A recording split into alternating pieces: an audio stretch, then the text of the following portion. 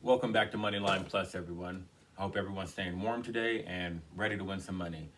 If you like this video, please hit that like and subscribe button if you haven't already. It's greatly appreciated. I have 3 plays I'm making for you today, all of them in the NBA. So yeah, let's get right into it. The first one I have for you is the Jazz heading to Golden State to face the Warriors. Now, the line right now is -6, with the over-under being 230.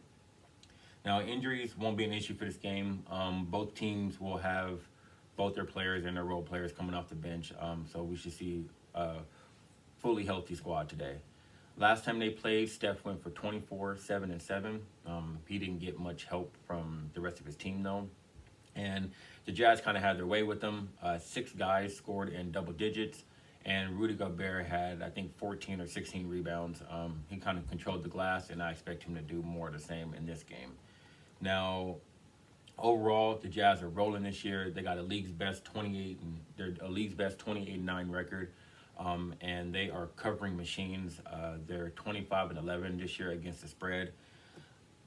Lately, it seems like they've been coming back down to earth, winning 6 of their last 10, and just 12-7 on the road this year. But they're still smacking teams. The Warriors aren't that much better though. In the last 4, they've dropped them all. And Steph Curry, if you saw the last game they played against the Clippers, he was visibly mad, yelling at teammates. You never see Steph Curry get like that. So you can tell there's some frustration setting in Golden State for sure. Now, they're 500. They're 500, and they're worse against the spread. So trying to take them to cover would be a tall task for me. The Warriors are the best team in the league at sharing the ball, though. They're ranked number 1, but that's kind of where all the praises stop for them. They're in the middle of the pack or bottom of the pack in basically everything else. The Jazz, they're just a complete team, top to bottom. I mean, tops in the league in rebounds, blocks, points differential, and points per game. It's true stats of a number 1 team. I'm looking at this, and it's telling me to just ride the Jazz. I mean, the other day, they had the Warriors +7 against the Clippers, and they couldn't even cover that. I think the Jazz are a better team right now than the Clippers are, and so I don't see that the Warriors covering the 6 points that they're giving them either. So my play here would be the Jazz -6. On to the second one. Raptors stop in Chicago and to face the Bulls. Now, the line right now is the Bulls -3.5. The over-under is 232. The Raptors have a full team out with COVID, okay? Excuse me. Van Fleet, Anunoby, McCaw, and Siakam. Basically, everyone but Kyle Lowry is going to play. These teams look very similar. They're both under 500, both on a losing streak right now, and not doing too well in the last 10 games. One bright spot for the Bulls, really the only one, is they are 20-14 against the spread, so covering more often than not. Both teams need to turn things around fast if they want to make a playoff push, but it's going to be kind of hard with these players out with COVID for the Raptors. So the Bulls need to take advantage of this. The Bulls rank 11th in points per game, so I do expect them to score and put some points on the board this game. But with all the missing players for the Raptors, and coming off a loss last night to the Hornets on the road, back-to-back, tired legs. It's hard for me to pick against the Bulls right now. So my play here would be the Bulls -3.5. And they're home too? Yeah, and they're home. Yeah, Bulls -3.5. So my last play tonight, I have the Clippers. They touch down in New Orleans to take on Zion and the Pelicans. The line right now is the Clippers -5.5. I've seen that go up to 6. And the over-under is 236.5.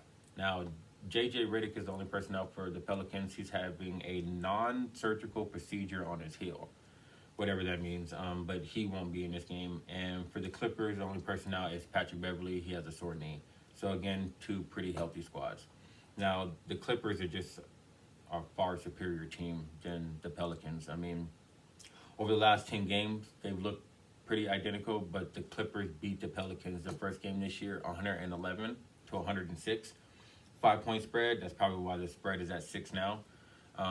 But the Clippers do have a winning record against the spread and on the road this year. So both of those make me feel good.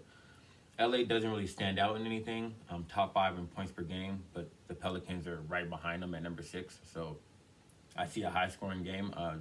The over 236 might be the play to do.